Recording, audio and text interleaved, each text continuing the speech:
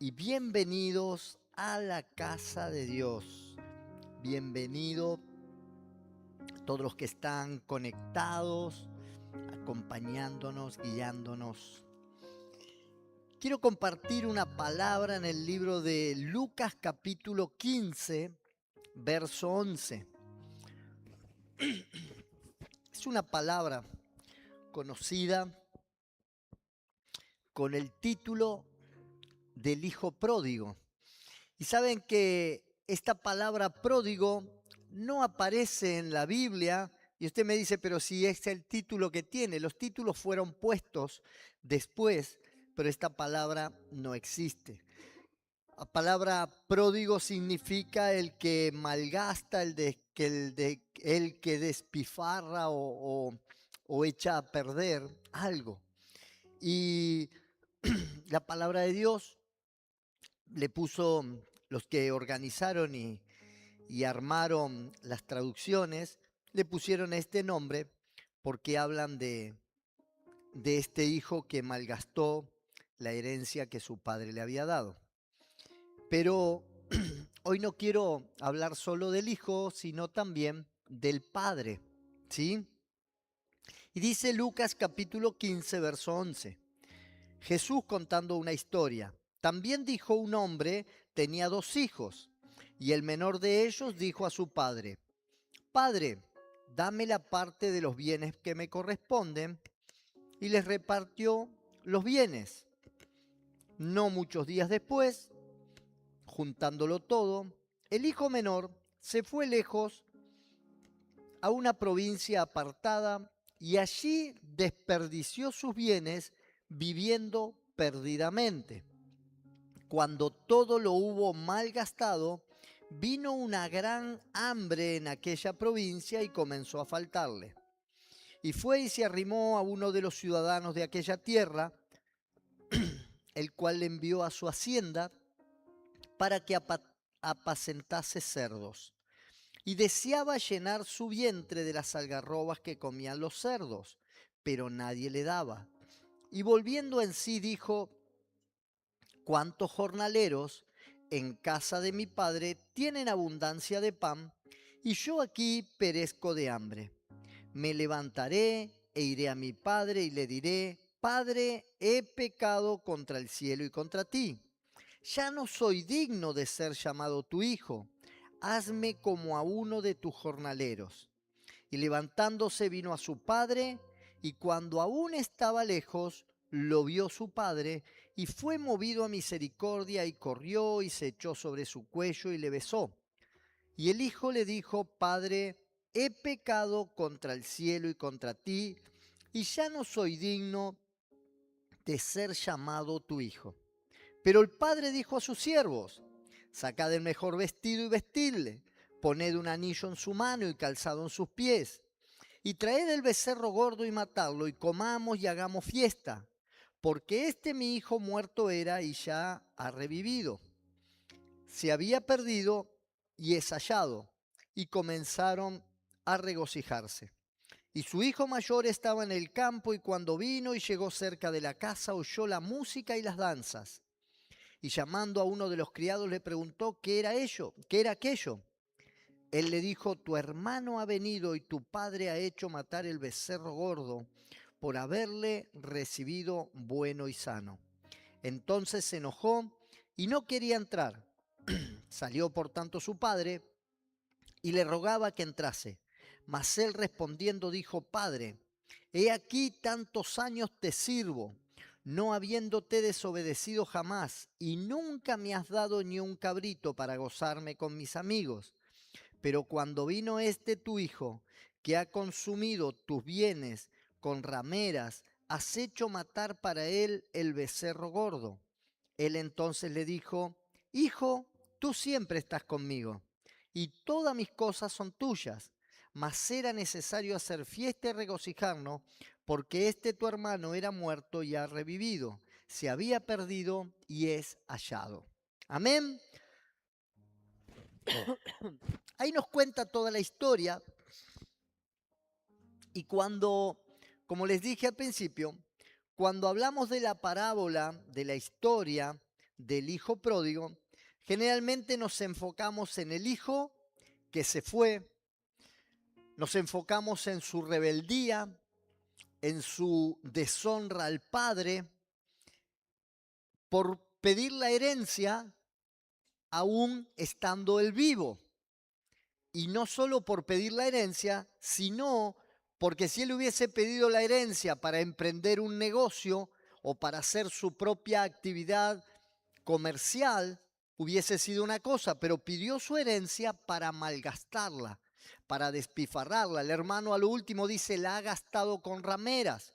O sea que se fue de parranda, se la gastó toda, consiguió amigos que son muy fáciles de conseguir cuando uno tiene plata, y allí todo lo que había recibido de su padre, deshonrando a su padre, ¿sí? Malgastando todo lo que había recibido, perdió todo. Y luego de malgastar la herencia que su padre le había dicho, le había dado, él vuelve o quiere regresar a la casa. Pero quiero hablar también hoy del padre, porque lo que este padre hizo podía hacerle perder el respeto de todo el pueblo cuando él corrió a recibir a su hijo. Porque todos miramos el hijo que vuelve y el padre que lo estaba esperando, pero el padre dice, salió corriendo a su encuentro. Y ahí hay un secreto que ahora les voy a contar. Pero cuando quiero que usted pueda entrar en el contexto de por qué Jesús cuenta esta historia, cuenta esta parábola. Era porque los fariseos, que era la clase religiosa política de aquel entonces, comienza a cuestionar a Jesucristo, porque Jesucristo se juntaba con gente común. Él dice que se juntaba con prostitutas, con borrachos, con gente común a comer. Y ellos lo miraban y murmuraban en contra de Jesús. Mire lo que dice en el capítulo 15, en el verso 1 y 2. Se acercaban a Jesús todos los publicanos y pecadores para oírle. Y los fariseos y los escribas murmuraban diciendo, este a los pecadores recibe y con ellos come. Entonces Jesús, para confrontarlos a estos religiosos que estaban hablando mal de él, porque él se acercaba a estas personas que estaban con necesidad, a estas personas que no conocían de Dios, entonces Jesús, para confrontarlos, le cuenta esta parábola que muchos no entendieron, pero lo que él está tratando era de revelar el corazón del Padre. Él quería mostrarles el amor y la misericordia del Padre. Por eso él hacía lo que hacía. Y vamos a ver un poquito el desarrollo de esta historia. Cuando el hijo le pide al padre parte de la herencia que le correspondía, eso era una deshonra, pedir la herencia mientras el padre está vivo. Era en aquel tiempo y creo que sigue siendo hasta hoy en día, porque herencia sería lo que nosotros recibimos de alguien que partió. Pero si esa persona todavía está viva, yo no le puedo pedir herencia porque posiblemente puede llegar a pasar que para que cuando esa persona se muera ya se haya terminado todo lo que tenía y no me quede herencia. ¿Cuánto me están entendiendo? Entonces, ¿por qué se la voy a pedir antes de tiempo? ¿Se entiende? Yo podría pedirle a mi padre mientras están vivos, uy, dame la herencia, y cuando mi padre se está muriendo, ya no le quedó nada. O sea que me dio lo que no me pertenecía. Y esto lo que el hijo hace al pedirle la herencia al padre es deshonrarlo, es una ofensa hacia el padre, porque eso le interesaba, le significa que le interesaba más lo que el padre tenía que lo que el padre era. Le interesaba más los bienes que tener al padre. Entonces, para él eran más importantes los bienes del padre que el padre mismo. Y a veces muchos están buscando lo que Dios le puede dar y no lo que Dios es. Esto implica pedir una herencia a alguien en vida, implica romper una relación. porque a mí me importa más lo que vos tenés que lo que vos sos. Entonces, ¿para qué me voy a seguir relacionando con vos si me llevo todo lo que vos tenés? Vos ya no me importás. ¿Cuánto me están entendiendo? Amén. Pero aquí viene algo inesperado en esta historia. El padre accede a la petición del hijo. Podría decirle, pero vos estás loco, anda a laburar y cuando yo me muera, si queda algo, agárralo. Pero antes no, ¿sí? Pero no, el padre dice, bueno, repartió la herencia y le dio al hijo lo que le correspondía. El hijo agarra lo que era suyo, se va lejos, vive una vida desordenada, una vida de placeres, quizá de egoísmo, de autosatisfacción, gasta todo lo que recibió de su padre. Cuando se le termina la plata, ¿sabe lo que pasa? Se le terminan los amigos, se le terminan las atracciones. Sin plata, la gente vale poco. Cuando estás en ese ambiente que todo se mueve por eso y termina cuidando cerdos. ¿Y por qué pone en la historia termina cuidando cerdos y no termina haciendo otra cosa? Precisamente porque los cerdos para los hebreos, para el tiempo de la ley de Dios, era un animal impuro. Hasta el día de hoy para ellos, para los judíos, sigue siendo un animal impuro, un animal que ellos no comen. Que sí que no solo que no podían comerlo y que para ellos era impuro, sino que tenía que ir a cuidarlos, a apacentarlos. Y a tal punto de hambre llegó que él quería comer la comida que los cerdos comían.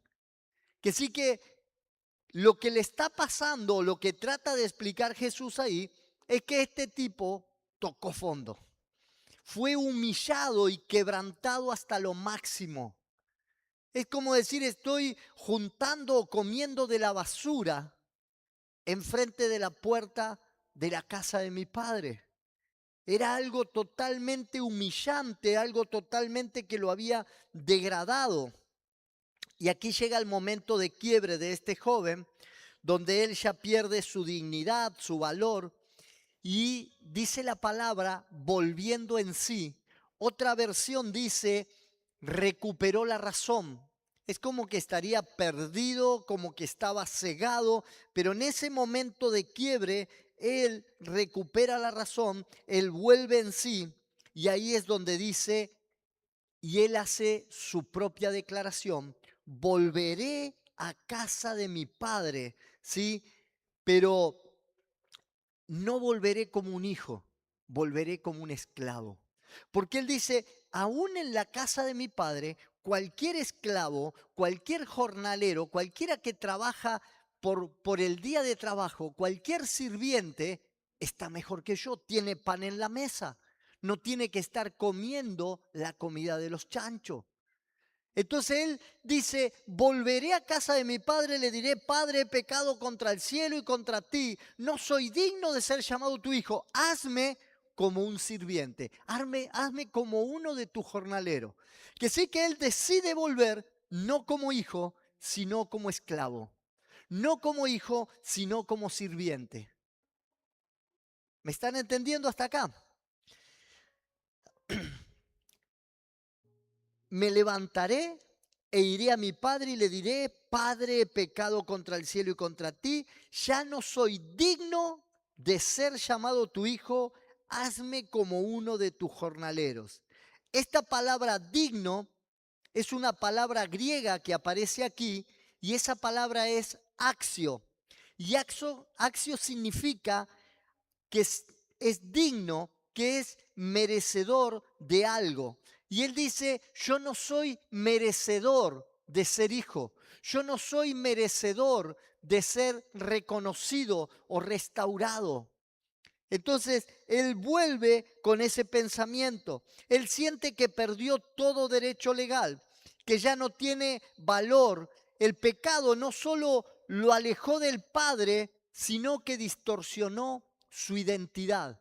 Y esto es lo que el pecado hace en la vida de las personas. No solo te alejan o ponen un distanciamiento de tu relación con Dios, no solo te hacen sentir que Dios está muy lejano, sino que distorsiona tu identidad de hijo. Esto es lo que el pecado hace en la vida de muchas personas. Entonces, él vuelve con esa distorsión de su identidad de hijo con una identidad de esclavo, de jornalero, de sirviente, para que usted me entienda. Por eso la palabra dice, hazme como uno de tus jornaleros. Él no espera la restauración, él espera sobrevivir. Amén. Él dice, no importa si mi padre me recibe como hijo, solo que me dé un trabajo y pueda tener pan en la mesa. Solo que me dé la oportunidad de tener un lugar donde yo dormir. Pero él no esperaba ser restaurado como hijo. Y acá es el momento más importante de toda la historia. Porque dice, y aun cuando estaba lejos lo vio su padre y fue movido a misericordia. Y esto es lo relevante que aparece en esta historia, porque el padre lo estaba esperando y lo vio cuando aún estaba lejos. El padre dijo, bueno, el que se va sin que lo echen, vuelve sin que lo llamen, algún día volverá. No. Imagínense, ese hijo se había ido a una provincia lejana, estamos hablando de mucho tiempo para haber derrochado toda la herencia de un hombre rico, porque él era el padre, era un hombre rico. Haber derrochado toda esa herencia habla de mucho tiempo que se había ido. Y cuando él vuelve, habiendo malgastado todo, dice que su padre lo vio de lejos. Yo imagino, y esto lo he contado muchas veces, yo imagino que su padre habría puesto la silla en la ventana mirando la calle de la entrada al pueblo para poder ver a ese hijo cuando volvería algún día. Porque para verlo cuando volvió y salir a su encuentro, él estaba esperándolo. Lo vio cuando aún estaba lejos. Y sigue diciendo el texto, y corrió. Aunque para nosotros esto es algo muy normal. Uy, vio al hijo que venía y corrió. Para nosotros parece algo normal, pero para la gente de la cultura de esa época no era algo normal. Porque un hombre vestía túnica y para correr tenía que levantarse la túnica. Y si ellos tapaban sus piernas por completo, era porque esto era una señal de deshonra, mostrar las piernas. Y este hombre dice que corre al encuentro de su hijo. Este hombre que era respetable, al correr y al levantarse esa túnica, él se estaba exponiendo a la vergüenza pública. Y esto era humillante. Esto era algo que degradaba al padre. Pero aún hay algo más profundo. La ley mostraba la gravedad de la rebelión del hijo. En Deuteronomio 21, 18 al 21, ahí nos habla la ley de lo que le pasaba a un hijo que deshonraba a su padre. Aún la ley que conocemos de los 10 mandamientos dice, honra a tu padre y a tu madre y serás de larga vida en esta tierra. La deshonra a los padres acorta la vida sobre esta tierra. Pero mire lo que dice Deuteronomio 21. Supongamos que un hombre tiene un hijo terco y rebelde que no quiere obedecer ni a su padre ni a su madre, a pesar de que ellos lo disciplinan. En un caso así, el padre y la madre tendrán que llevarlo ante los ancianos mientras estén juzgando en la puerta de la ciudad. Ambos padres le dirán a los ancianos, este hijo nuestro es terco y rebelde y se niega a obedecer, es glotón y borracho. Entonces todos los hombres de esta ciudad lo matarán a pedrada. De ese modo limpiarán esa maldad que hay en medio de ti y todo Israel se enterará y tendrá miedo. Fíjense que cuando Jesús le está citando esta parábola a los religiosos de esa época, le estaba diciendo, la actitud del hijo era para ser asesinado, era para ser apedreado. Pero cuando su padre lo ve venir, él sale corriendo al encuentro. El padre dice, es movido a misericordia y corre a encontrar a su hijo. Ahora, volviendo a la acción del padre que corre, no lo hace por emoción. Él corre para adelantarse, para interceptarlo. Él corre para cubrirlo antes que otros lo señalen. Él corre para declarar públicamente, este sigue siendo mi hijo. Él corre precisamente porque el padre toma en sí la vergüenza para proteger la identidad del hijo. Lo que el padre está haciendo en esta situación, dice, si lo ven a este hijo rebelde que se llevó mis bienes y que los malgastó, lo van a apedrear. Pero yo corro para tapar la vergüenza de mi hijo, aunque el que sea avergonzado sea yo. Y él era el único que tenía autoridad para hacer que ese hijo sea asesinado o que ese hijo sea aceptado. Y la acción del padre en esta situación fue precisamente proteger la identidad de ese hijo. Pero hay algo más profundo todavía que nosotros podemos entender, y este padre que va en busca de ese hijo nos recuerda a Dios mismo que tomó la iniciativa. Porque cuando nosotros decimos, bueno, decidir a la iglesia, el que nos estaba buscando era Dios a nosotros. El que tomó la iniciativa, el que nos escogió, el que nos predestinó, fue Dios mismo. En Cristo, Él vino a buscarnos cuando estábamos lejos y perdidos sin esperanza. Porque Él dice que amó de tal manera al mundo que dio a su único Hijo para que todo el que en Él crea no se pierda, mas tenga vida eterna. Dios fue el que dijo, voy a entregar a mi Hijo para que todos sean salvos. Y este padre dice, yo quiero cubrir a ese hijo. Él vino a buscarnos cuando nosotros estábamos lejos. Dios no esperó que nosotros llegáramos. Él salió a nuestro encuentro. Él fue el que preparó todo para salvarnos y perdonarnos. El padre, cuando sale a recibirlo, dice que se echó sobre su cuello, lo abrazó y lo besó.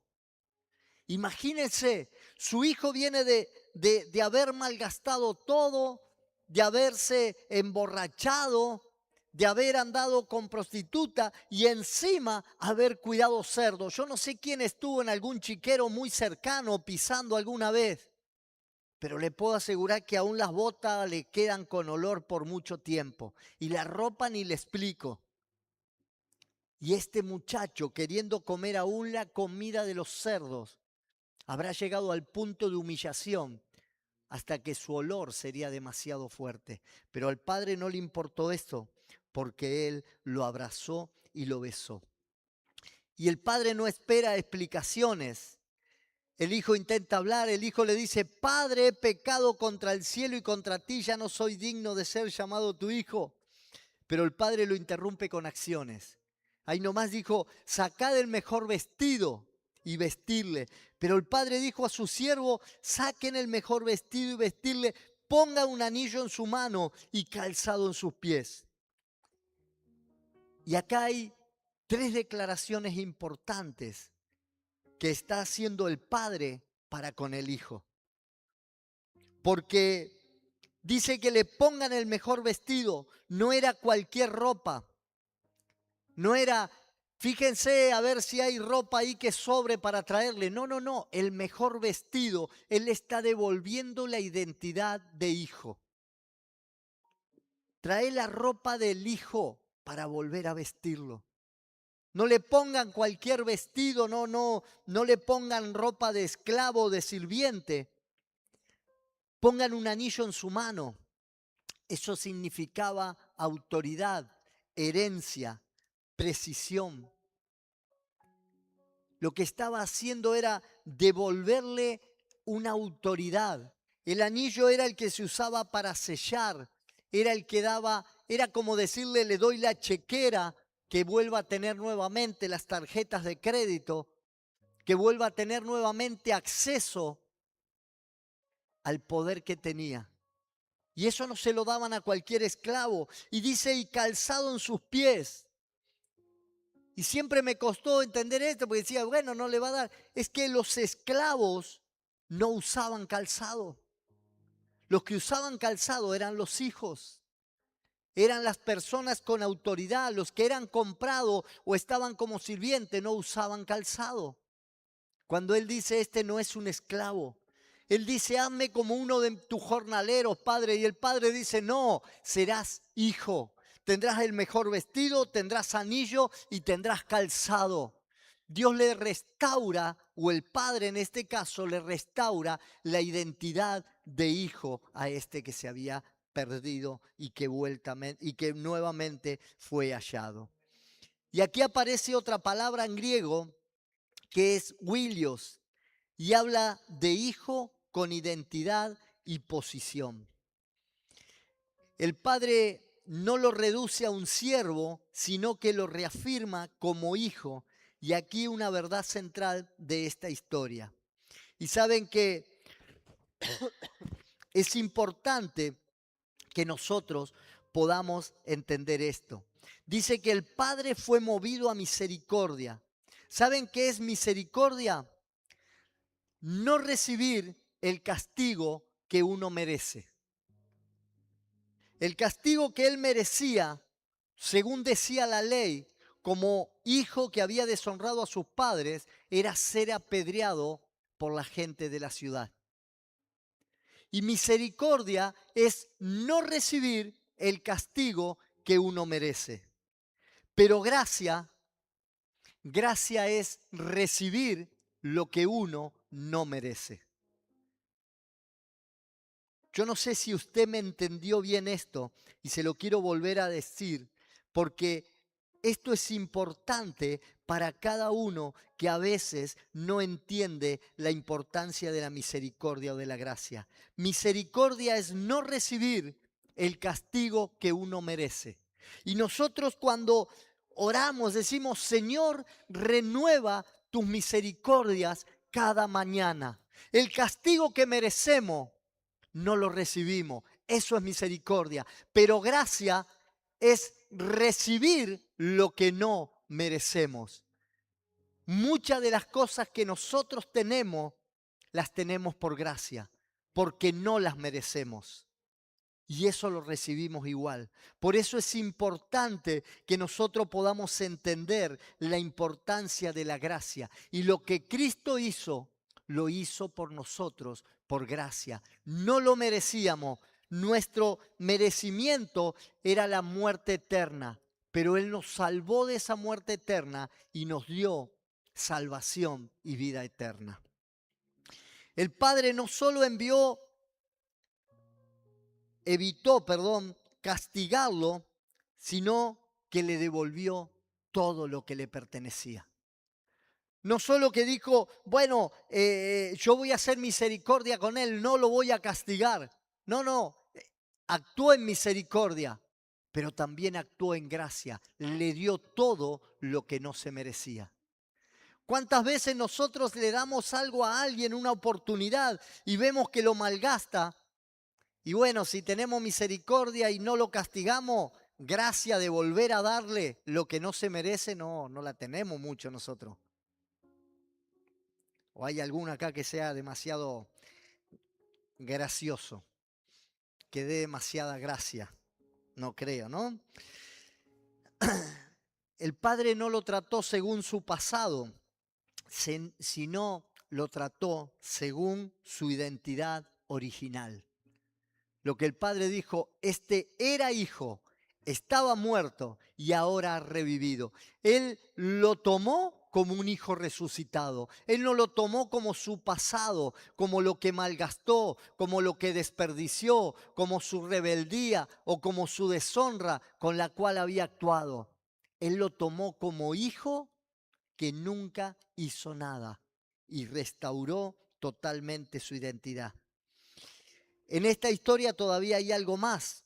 El padre no solo corre y restaura la identidad, la herencia y la posición de su hijo, sino que ordena hacer una fiesta pública para todo el pueblo. Dice el verso 23,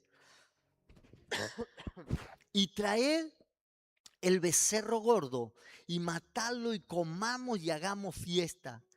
Todo el pueblo que podía haberlo rechazado y apedreado, ahora lo estaba recibiendo y celebrando. Porque si un padre, un jefe de familia hacía una fiesta, todos iban a celebrar esa fiesta. Y él, al cubrir el error de su hijo y devolverle la dignidad, él estaba diciendo: este es mi hijo, festejemos que recuperó nuevamente la identidad que había perdido.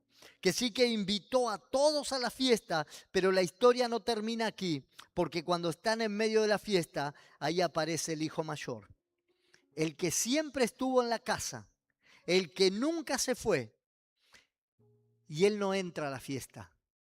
Que sí, que, ¿qué está pasando? Tanto alboroto en la casa ahí, tan de fiesta, volvió tu hermano. Y ahí se manifestó el hijo mayor. Ahí se manifestó el hijo que estaba en la casa. Y él nunca se había ido. Y dice: entra, hijo, que vino tu hermano, hay fiesta acá. Él no quiere entrar. Él se niega a entrar a la fiesta. ¿Y saben qué hace el padre? Sale a buscarlo. Sale por el perdido y sale por el religioso. Salió a buscar al que se había perdido para restaurarlo, pero sale a buscar al religioso que no quiere entrar a festejar. El hijo mayor dice: mas él respondiendo dijo al padre: he aquí, tantos años te sirvo, no habiéndote deshonrado ni desobedecido jamás. Él no se veía como hijo, él se veía como siervo. Tantos años te he servido y nunca te he desobedecido. A pesar de estar en la casa, nunca había tomado la identidad de hijo, sino tenía identidad de siervo. El hijo que se había ido y malgastado todo, quiere volver como siervo y Dios lo toma como hijo. O el padre, mejor dicho, lo toma como hijo. Pero este que había vivido en la casa como hijo, tenía identidad de siervo. Porque él nunca le dijo: fui tu hijo aquí en la casa. Él le dijo: tantos años te he servido.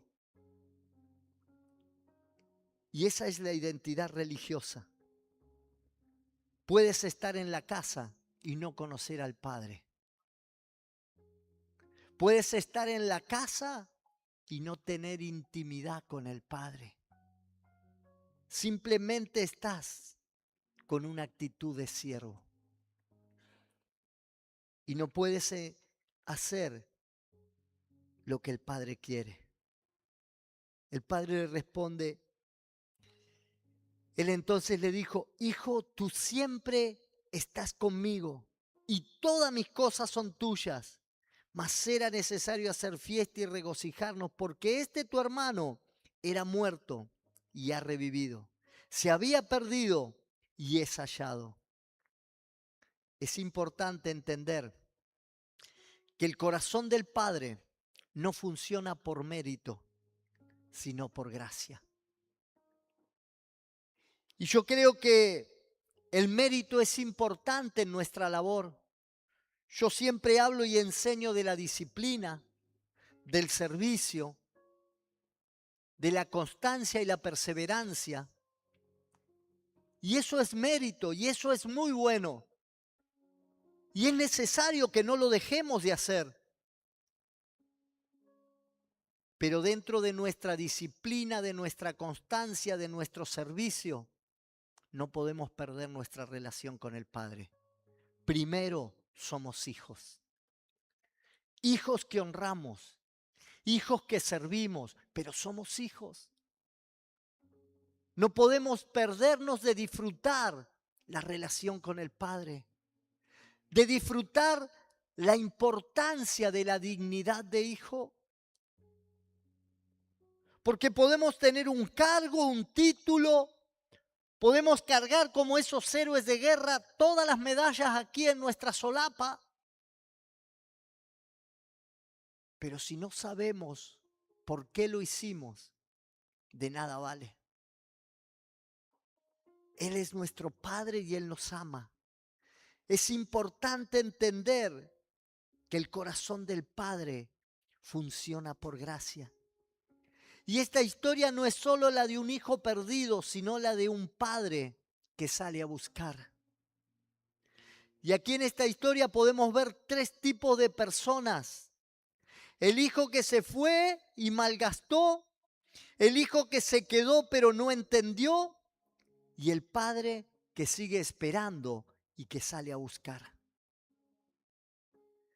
Cuando nosotros entendemos esto, podemos saber que Dios nunca nos va a dejar, pero nuestro corazón tiene que estar ligado al Padre. Si te has alejado, no necesitas arreglar tu vida primero, solo necesitas volver. ¿Sabe las veces que encuentro a alguien que sé que conoce al Señor? Le digo, hey, vení cuando puedas. Y, sí, pastor, primero tengo que arreglar mis cosas, después voy a ir. Sí, primero cuando deje todo voy a ir.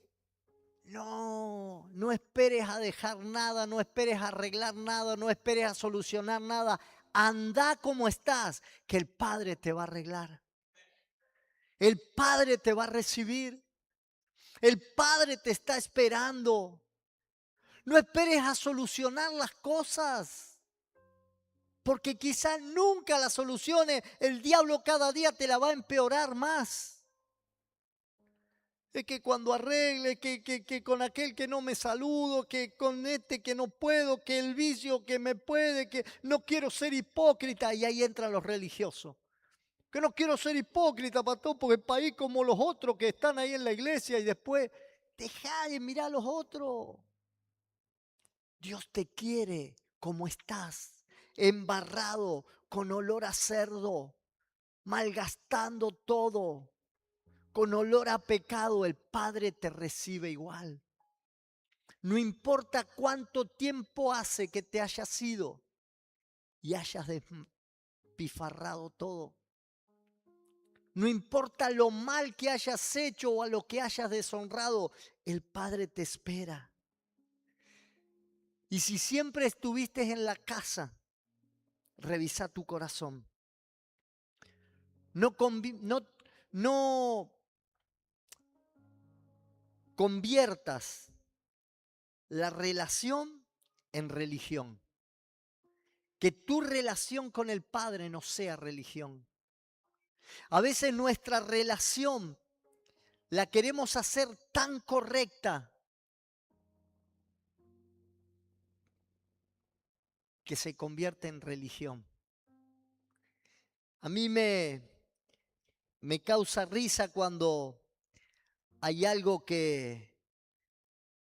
Vieron que en todas casas debe haber algo, que el chocolate es del padre, el bombón de la madre y no se toca, y el alfajorcito que si se lo comiste antes de tiempo después se enoja la mamá y después se arma la podrida, o el chorizo seco que estaba guardando ahí que se seque bien, te lo comieron antes de tiempo. ¿Sí? Y uno decimos, nos gustaría que si me lo guardé acá, pero un día llegué y decía, ¡epa! Me lo bajaron todo, te parece que anduvieron las ratas acá. Y vos ves una sonrisa que quién fue el que se lo comió o el que... Y vos decís, wow, eso no es deshonra. Eso es saber que está con una buena relación con el Padre. Imagínense, Padre, pido permiso, podré cortar una rodaja de... Pero andá y comételo, hermano. Padre, podré comer un cachito de su chocolate. Pero casi que me divierte más si se lo comieron y no me dejaron nada. Porque veo que hay una intimidad. ¿Cuánto me están entendiendo? No hagamos una relación con Dios que nos rompa nuestra intimidad. No tengamos una formalidad que sea la que nos saque de su comunión. Nunca olvides que Dios nunca está distante. Él está dispuesto a correr a tu encuentro, aunque le cueste su propia dignidad. Muchas de las cosas que Dios hace al recibirnos, a veces cuestionamos. ¿Y cómo Dios lo recibió a este y encima le dio dones?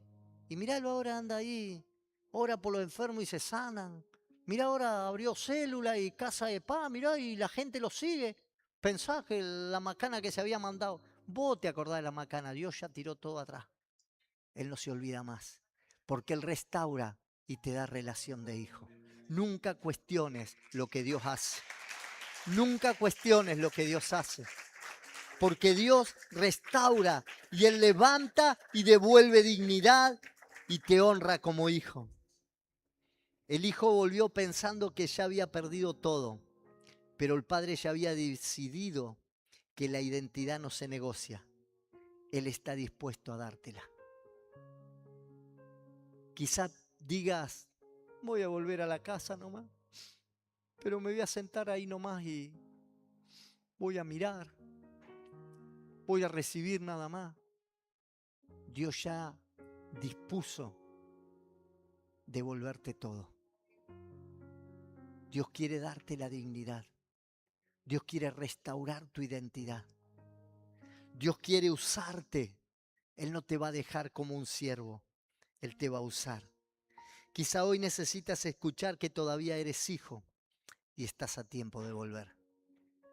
Si estás hoy acá, si estás conectado por internet y estás viendo este mensaje, vuelve a casa, porque el Padre te está esperando. Cierra tus ojos allí donde estás. Señor Jesús, te pido por cada uno de los que hoy se ven identificados con esta palabra. Quizás se sientan como esos hijos que deshonraron o malgastaron. Y acá no estamos hablando del pastor, del padre de la casa, estamos hablando de nuestra relación con Dios. Porque Jesús, al contar esta historia, lo que quiso mostrar era el corazón que Dios tenía. Y el corazón del Padre es ese corazón misericordioso, que no solo usa la misericordia para no castigar aunque lo merezca, sino que usa la gracia para dar aún lo que no merecen. Papá, yo te pido por cada uno de los que hoy recibieron este mensaje y dicen en su corazón, gracias Jesús, gracias papá, gracias por recibirme tal cual soy. Si hay alguien que dice hoy, yo necesito ser restaurado, yo necesito que mi identidad sea restaurada, yo necesito que mi dignidad sea restaurada.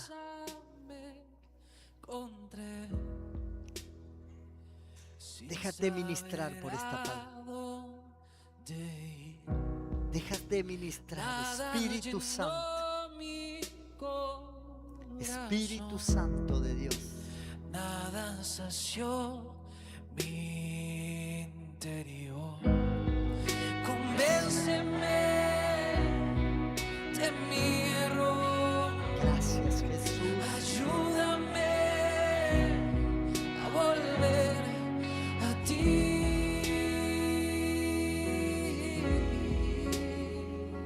Espíritu Santo. Hoy Dios quiere renovar el pacto con cada uno. Hoy Dios te dice, no importa si siempre estuviste en casa, entra a la fiesta. Entra a la fiesta. Gózate conmigo. Disfruta de mi perdón y de mi gracia. Disfruta de lo que yo estoy dispuesto a dar. Espíritu Santo, restaura los corazones. Restaura la identidad de cada hijo. Devuélvele la dignidad a cada uno de aquellos que se han sentido menos alguna vez. Devuelve la dignidad de aquellos que quizá se han embarrado y se han ensuciado en el pecado y creen que no son dignos. Creen que no llegan a la estatura para estar ante la presencia de Dios. El Padre corre y te abraza en esta hora. El Padre corre y te abraza, te besa, te toma de tu cuello, porque Él te recibe tal cual eres. Oh Espíritu Santo, restaura corazones en esta hora. Restaura corazones en esta hora. Si quieres pasar aquí al altar, el Espíritu Santo de Dios va a estar obrando en tu vida. Vas a tener un encuentro con Él. Él está aquí para abrazarte. Él corre aquí para poderte echarte sobre tu cuello. Espíritu Santo, restaura la identidad de cada hijo en esta hora. Restaura la identidad, que cada uno de ellos puedan recibir en esta noche un abrazo del Padre. El Padre está aquí porque Él nunca se ha olvidado. Él siempre te ha estado esperando. Él siempre ha estado para restaurarte. Espíritu Santo de Dios, Espíritu Santo, llena, llena, llena, llena.